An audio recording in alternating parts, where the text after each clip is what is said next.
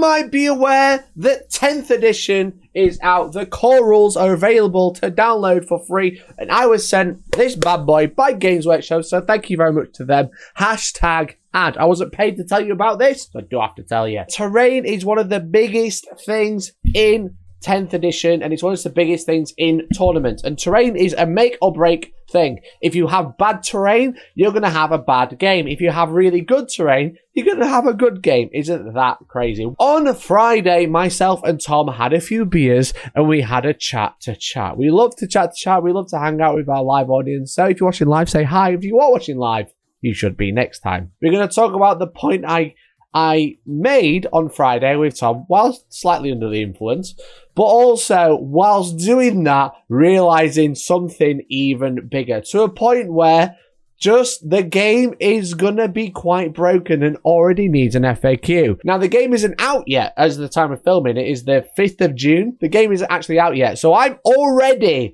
finding loopholes and errors in this rule set. The Games Workshop, if you are watching, listen. If you need a play tester, my hourly rate is £500 now because this is getting beyond a joke, okay? Look at our scenario. We have some beautiful Terminators painted by Lambo Paints. We have some beautiful Tyranids painted by yours truly. The scenario here is the Terminators, with all of their guns, are going to shoot the Termagants. Now, we all know that this is gonna just kill all those Termagants. You know what? That's fine. But the point is, what we do when we shoot with a unit, we check visibility. As you can see, we look from the eye level of the model and we look over to the target unit. We have the attacking unit, the Terminators in this instance, to the defending unit, the Termagants.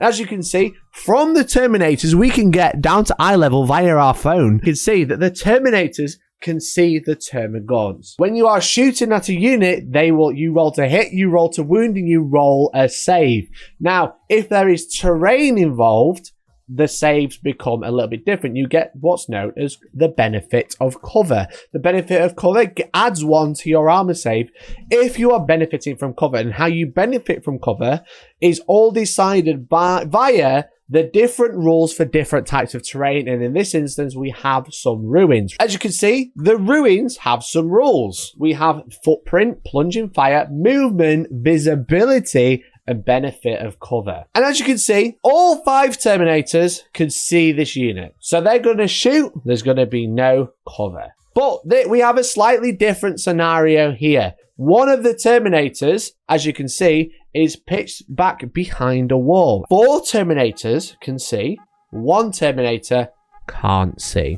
So the problem is we have the benefit of cover. Each time a range attack is allocated to a model, if that model is either wholly within this terrain feature or it is not fully visible to every model in the attacking unit, this is very key in the attacking unit. Now, we have defined the attacking unit as a unit of Terminators attacking a unit of Termagants. If it is not fully visible to every model in the attacking unit because of this terrain feature, that model has the benefit of cover against that attack. Determining visibility. Talking about visibility, he talks about model by model. However, as soon as we start looking at the ruins rules, it doesn't talk about model by model. It talks about the attacking unit. As you can see from our example, 4 of the Terminators of the attacking unit can see, which means 4 models in this unit can shoot, because the 5th one, the one behind the wall,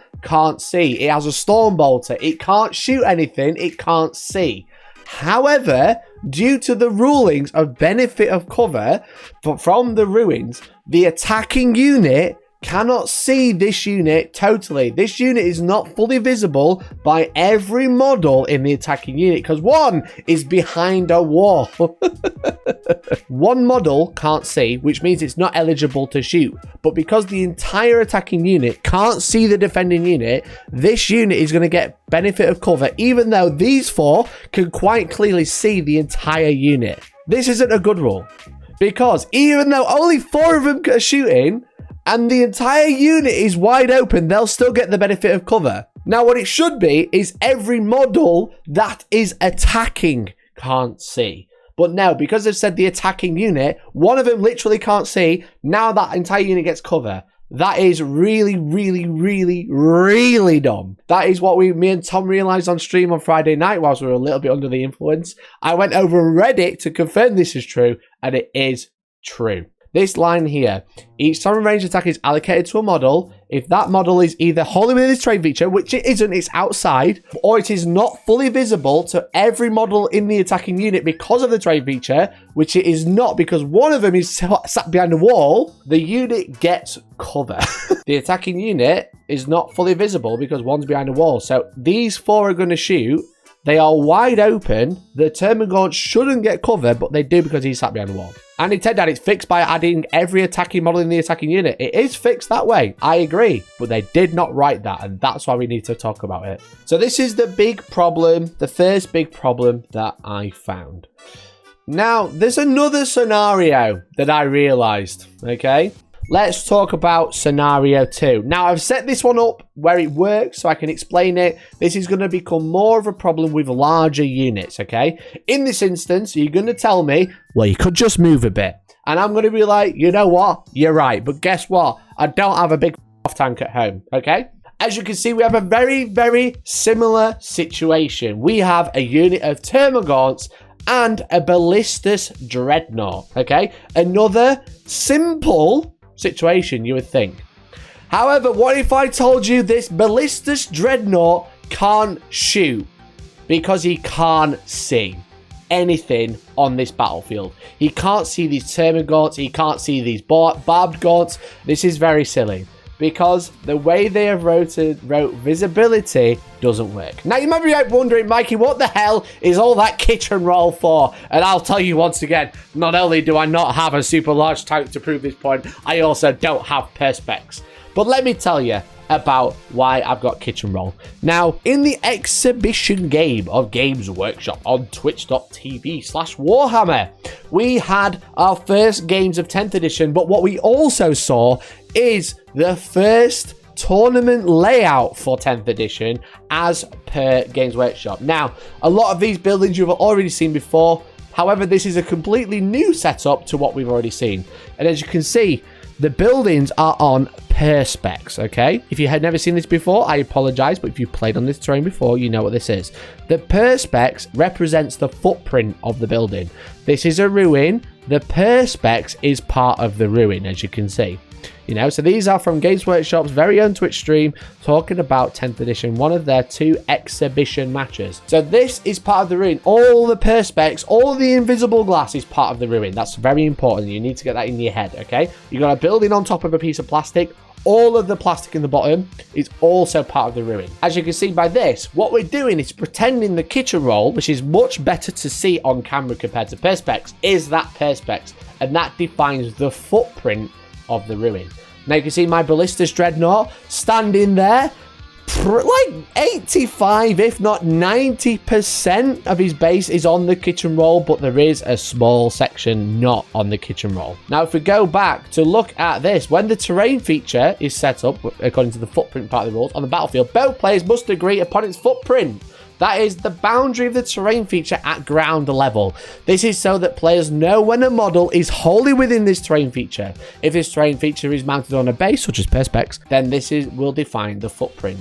So using this footprint rule, which is what this is for, the footprint is the kitchen roll, or in a tournament aspect, it'd be a perspex, but the Dreadnought is only mostly on the perspex or the footprint, but not totally. So if we have a look at the visibility rules of ruins, I know we're getting there, chat. Models cannot see over or through this terrain feature, i.e. a unit outside this terrain feature cannot draw a line of sight to a target on the other side of it, even if it would be possible. Models can see into this terrain feature normally, and models that are wholly within this terrain feature can see out of it normally. If you're wholly within this terrain feature, models can see out of it normally. Because visibility, you can't see over or through this terrain feature, meaning the footprint blocks line of sight. We already know this, obscuring is a thing. However, they've made it wholly within. And because our lowly Dreadnought, our Ballistus Dreadnought, didn't quite have enough movement to get wholly in the footprint, he can't draw line of sight through it. He can't see the gaunts, even though he stood 95. It could be 99% of his base is on the perspex. He's on the kitchen roll.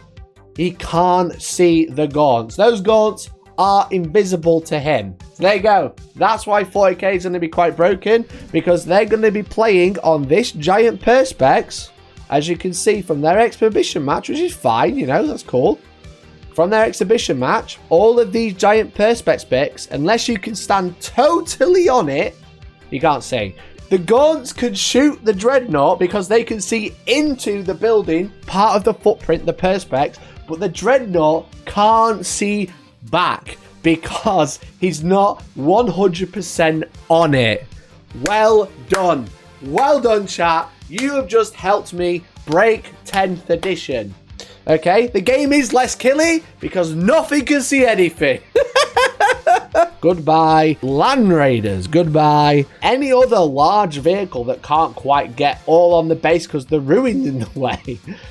You can't see through them now. Isn't this the same rules that 9th edition had? They had the same rules, I agree, for visibility if you're obscuring. However, it didn't have the wholly in stipulation.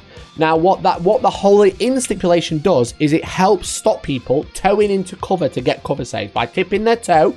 A smidgen of their base on the perspex, on the ruin, in the footprint, gives them a cover save, which is very feels bad. But the problem is when you make that for visibility as well, is the entire model has to be on the perspex to be able to see through it, rather than partially on it, like it was before. The difference is now, yes, you're not getting cover because you're tearing on, but you also can't see anything. Baneblade has towering though, right? Or does Baneblade not have towering? Don't tell me a Baneblade doesn't have towering. Don't tell me a Beyblade doesn't have towering. Oh, baby. Oh, baby, baby. You tell me a Beyblade doesn't have towering because it's a Beyblade? A Beyblade is never gonna shoot. Ever. Ever. You remember all the crying out about the volcano cannon? Bin it. Put it in the bin. Put it in the bin. It can't see anything ever. A Beyblade can never wholly be in a ruin. It can never be wholly in a ruin because it is too big. Meaning a Beyblade will never be able to see anything unless it's 3 inches away.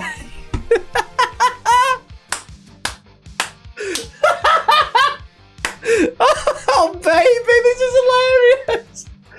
Tell me where you could park a Beyblade and see anything. You know? Look, you can park here. Alright, it can't see past this, or this. Cool, I won't stand there. You're going to park it here. It can't see past this. It can't see past this, so its line of sight is limited to here. Look at that. These are all the ruined perspex, roughly. Where are you going to park a Beyblade on there and see anything? Tell me, chat. Where are you going to put the volcano cannon? Where's the volcano cannon going? Tell me right now. Do not hold back. All you're going to be able to shoot with is infantry because they're the only ones who are going to be able to get over terrain, into terrain, or through terrain to actually be able to see. Welcome to the best edition Games Workshop has ever wrote. Welcome to the new terrain rules. Oh my god, what is going on?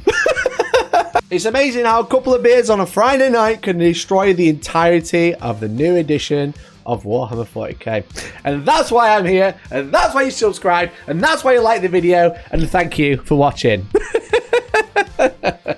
Also, whilst I'm editing this, Games Workshop have released a video all about Overwatch, and I wanted to tell you why Overwatch is broken very quickly. You can Overwatch either at the end of a normal move, end of a deep strike or arrive from reserves, etc. as normal. This is all fine. The fun one comes in when you Overwatch in your opponent's charge phase. The target for fire Overwatch is one unit from your army that is within 24 inches of that enemy unit that would be eligible to shoot if it were your shooting phase.